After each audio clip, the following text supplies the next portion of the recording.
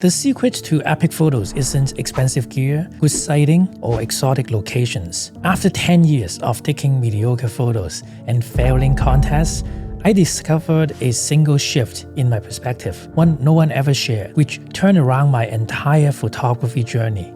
So in this video, I'm going to show you by picking 4 photos out of over 100 submitted by some of you, revealing exactly which silent flaws are holding them back so you wouldn't make the same mistake. First photo submitted by Mike, and Mike said that his biggest struggle in photography is about editing. So let's take a look. So this one, amazing behavior. Usually tigers hunt at night. Seeing a tiger in the open with a kill is very rare. So it's amazing encounter. So how do we improve on that? First, we have to identify based on when a judge are looking at a photo. Let's do this little test by zooming it out to see where our eyes are being drawn to. So in here, you can see that the light is coming from the right-hand side and the tiger has really cool expression. Here, you see that there's some bright areas, maybe I zoom out some more. So you see that there's a lot of structures in here. There's a lot of bright and dark and glow in the background, and these branches are very high contrast, and our eyes are always being drawn to the highest contrast area, dark and bright area, and then also here bright and dark area, and then some really bright stuff on the lower right hand side. So what does it mean? It means that our eyes are being drawn here instead of the expression of the tiger. So how do we improve on that? So what I would suggest is when a judge see this, and also you see that there's some blown out highlights in here and also in here, and some of the back, all these rim lights blown out. And the reason it is blown out is because the light is already pretty high, like the sun is pretty high up. When you are doing backlit, if you watch one of my previous video, you will know that by then the backlit will create really bright rim light, and in order to expose for this rim light so that it doesn't overblow, the whole image, the tiger will be really dark and you can't really see much details anymore. So it is a very tough situation in here. So what I would do is this part doesn't really work, even though the behavior is amazing, but we can't fight with human nature, how we see things, how our eyes are being drawn to stuff. And if you have to fight with that, we are not going to win because our eyes are always being drawn here. So the best way I can suggest to you in this case is just give up this part and then just do a tight crop in here, probably something like this. And then see if I can help with the shadows and those. So maybe just darken it a little bit and then lowering the highlight and see if I can recover part of it. Yeah, it's still pretty tough, but this is a lot better than earlier when it's so messy. If you open up too much shadow, the photo will also become pretty low contrast. Whenever we have the blown out highlight, it's really tough. There's a book called 10x is easier than 2x, written by Dan Sullivan and Benjamin Hardy. In that book, what it means is that sometimes we have to focus on the 10x tasks. As we begin as a photographer, we don't have a lot of time, right? And most of you started with doing photography part-time or during the weekend warrior. So we don't really have enough time. So when you go to a place like India for the wild tigers, you are actually competing with the locals. The locals can go to Bandolgarh, Ranthambore, and some of those famous national parks very easily, right? Because they live in India. For them, maybe they can even get a very good deal if they stay in a vehicle that has more people. So now they suddenly may have 100 times more time than you in the field, right? So that is the number one group of people that you are competing with in order to get good photos, even though I don't want to use the word competing, but this is the reality.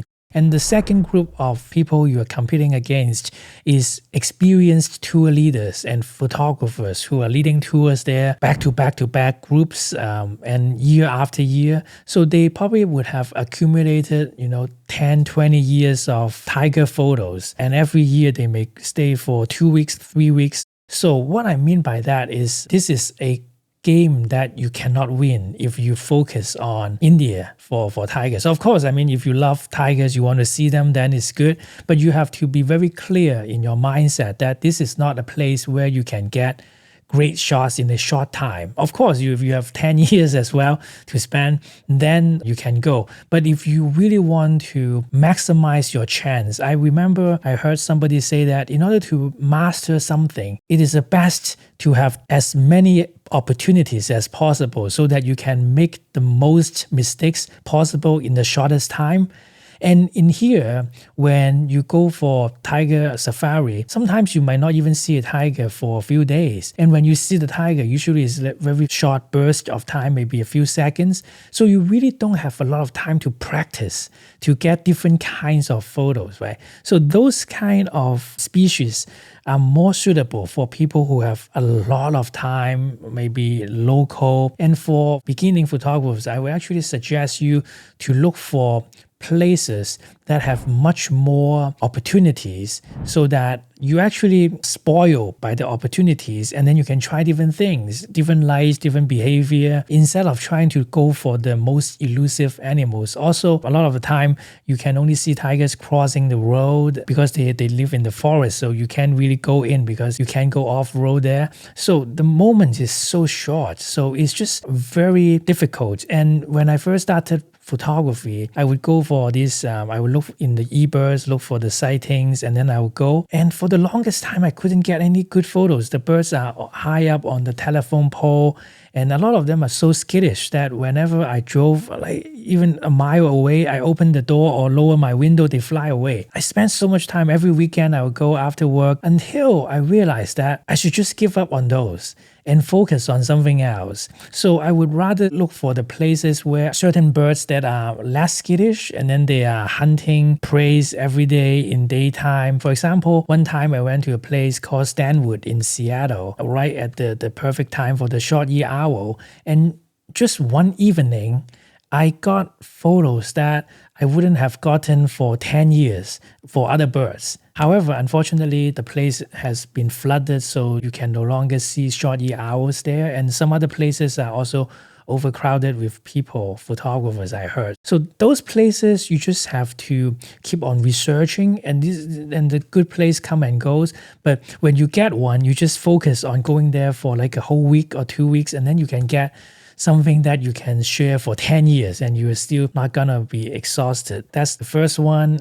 So the next one is by Dan. Let's take a look here. So another photo of tigers. You know, the habitat is tough. The forest with tall grass and tree branches. And remember one of the video I talked about the chop, when something is coming out from the back, coming out from the body, when it's being pressed into a two-dimensional image, it's very difficult for viewers to really see the depth. So they feel like it's just very distracting in those. And then also right here, there's a branch here that is really like elongating into the feet. And then all this tall grass is super distracting, and also here as well. So it's almost impossible to get a good photo unless you spend really 10 years going there every day, and then maybe you get really lucky with the hard work, and then you get a photo in the clean habitat in great light, then it will work. Otherwise, it's just something that I would advise you to do after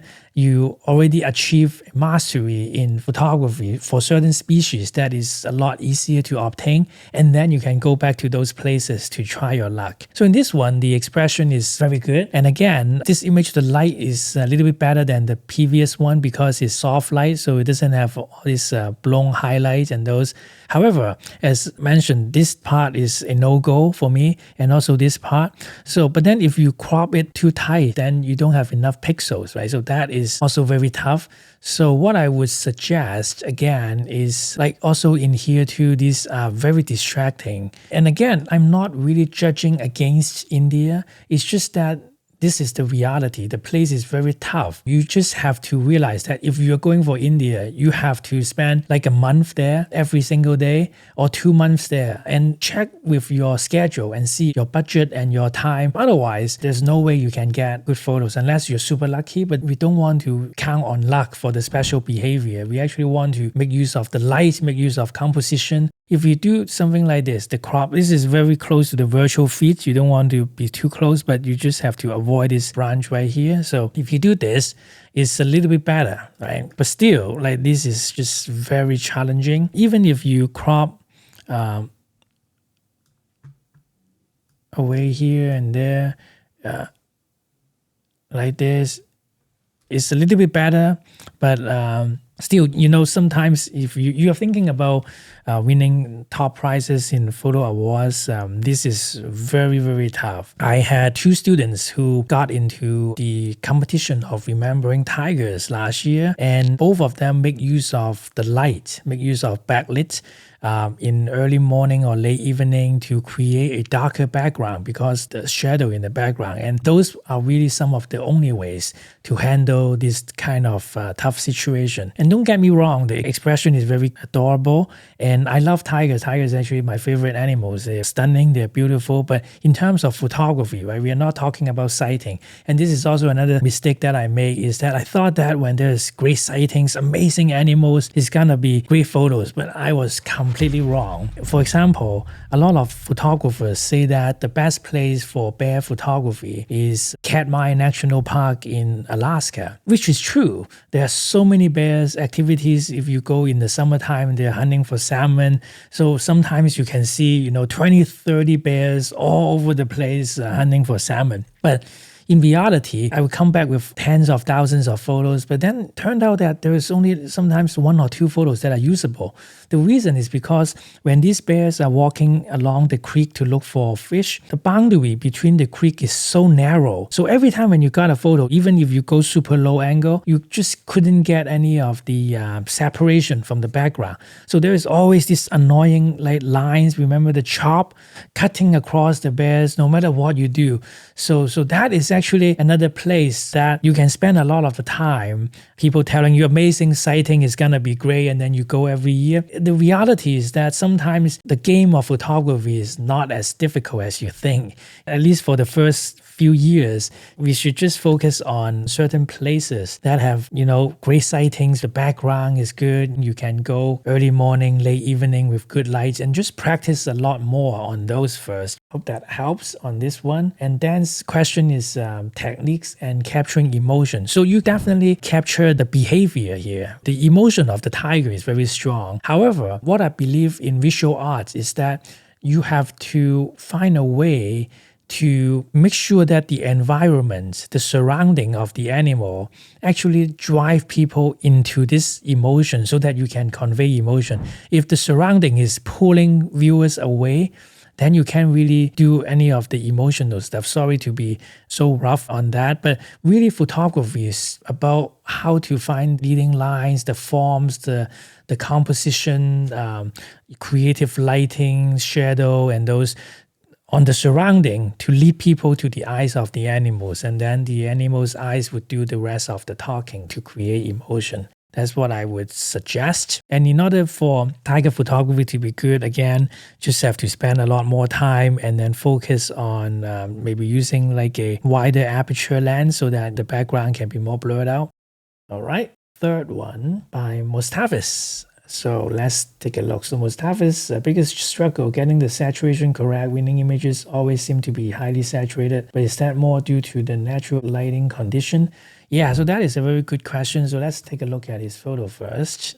This is Mustafa's photo right here. In terms of saturation, there is quite a lot of flexibilities in photo competition, but at the same time, we also would check on the raw file. It's very difficult to say. One of the overall prize in Wildlife Photographer of the Year was a elephant in blue, right? And I think the photographer mentioned that the photo was taken in daytime, but he wanted to convey that it is, disappearing elephant, and then it changed the color tone. So color is quite subjective, and it all depends on what the judges are feeling that year. So that's the only thing I can tell you about. And of course, I try to strive to make sure that it is natural in the color. So Here, the Jaguar, I believe that's from Pantano. Water, golden color on the water, nice rocks. The posture is great, beautiful Jaguar. Jaguar is also one of my favorite animals. I haven't seen it yet. Now look at the claws as well, very cool. For Pantano, again,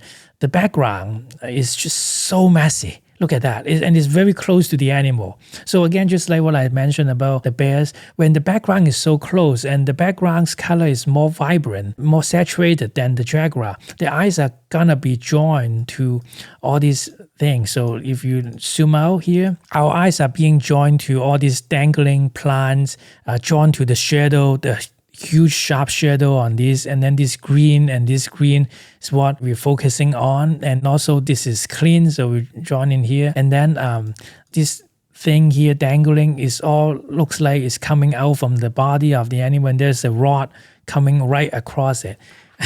So this is very tough. I know most toughest, so I can be very honest. You just have to face the reality. If you really want to get great shots, you have to invest a lot of time to go there every year, back to back trips, maybe spend 2-3 months a year every day, and then you can get good ones. And there are places that are much easier. You know, if you know of one of those good locations, all you need is just one evening or one morning, and with 30 frames per second speed of cameras, you can get hundreds, thousands of amazing photos, way better than hundreds of thousands of photos in a tough situation when you know that it's not gonna work. So in this one, what I would suggest Mustafa's to do is to see if you can just darken it overall and see if it can lower some of the distractions around here. Yeah, maybe add some more contrast, lower the saturation so that it's more pop up in here. And what I would do is I would try some crazy composition as well, because this rod right here is very tough. So with something like that, you know, just kind of like coming into the frame, but this part is still very tough. Anyways, you still did a good job, you know, looking in the water, the light is good. It's just that, you know, this blob of shadow is very tough and this plant is very tough. So that would be advice on that. And I think that Jaguars are more active in harsh lights. So it's very rare to even get them in good light. Of course, I've seen quite a few photographers getting that, but some of them are leading tours there every year for like 10-15 years to get those good shots. Let's go on to the last one we're going to review today, which is by Olive. So here is the photo is a polar bear. Right here, the pose is very good. You get to an angle that is quite low, so texture good, exposure is very good. The light coming from here, so it's decent. However, you know, there's a line crossing in here, and then there's a lot of sand and mud. And the reason I said that is because the first time I got photos of polar bear in Alaska, I came back and there was no snow. And people, the viewers, feel that something is off when polar bears don't have snow in there. It's as simple as that. So, of course, you can say it's for global warming, you know, kind of message, conservation. Then the thing is, if they are not playing in the snow, in snowdrift or something, then the photo is not going to work anyways. Unfortunately, that's the reality. So what I would suggest is to find a time when you have the highest chance of snow. Otherwise, it's tough. And also pay attention to all these distractions. So that's why when during snow, it can also cover it up. But right here, if you look at it, it's just a lot of these dirt and lines and patterns that is blocking the image. Say like, is there any chance that we can do like a black and white and save this image? Yeah, I was trying to see if black and white can kind of resembles a little bit on the snow, but yeah, still the pattern is just very tough. So that also get back to my point about the locations for polar bears, right? If you want to go for those tiny cubs emerging from the den, it's also a very difficult trip. Some of the photographers I know of, they will go every year and the place is so expensive. So I don't know how come they're so rich. And then a lot of the time they will go for the whole trip and there is no sighting for the cubs as well. So for the animals in the Arctic, a lot of them are more skittish. So what it means is that the chances for you to even see them in a trip is very low, and when they show up, you don't have a lot of chances to photograph them. So of course getting the photos are good, but at the same time I would suggest focus more on the animals where you can actually have some time to sit with them and photograph them and really learn about the lighting, the creativity and those. And then once you know what works and doesn't work, based on the human nature of the viewers viewing the photos. Then you go into these places knowing what doesn't work, and then you can try to adjust. And of course, it might still not work, but it will be much, much better. So I hope that helps. We are talking about harsh lights and all this background and stuff. I remember that when I first started, a lot of the gurus would tell me to make sure to start to take photos 30 minutes after sunrise and then stop 30 minutes before sunset. Is that correct? Well, in this video, I'm going to show you why it is not the best idea and how you can best use the lights to get epic photos. So see you there.